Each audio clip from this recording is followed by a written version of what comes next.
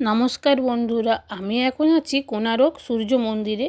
এবার মন্দিরের ভেতরে যাব। টিকিট কাটা হয়ে গেছে। এখানে কিন্তু টিকিট আছে, প্রবেশ মূল্য হচ্ছে 40 টাকা। আর এবার মন্দিরের ভেতরে যাব। মন্দিরটি একটি সূর্য দেবতার মন্দির। এখানে কিন্তু কোনো পুজো হয় না। মন্দিরটি একটি রথের আদলে তৈরি, যাতে ছিল 24টি চাকা ও 7টি ঘোড়া। সূর্য দেবতার রথের আদলে নির্মিত এই মন্দিরটি মনে করা হয় ত্রয়োদশ শতাব্দীতে গঙ্গা রাজবংশের রাজা প্রথম নরসিংহদেব কর্তৃক নির্মিত। এটি একটি বিশ্ববিখ্যাত সূর্য মন্দির, যা আজ ইউনেস্কো ওয়ার্ল্ড হেরিটেজ সাইট।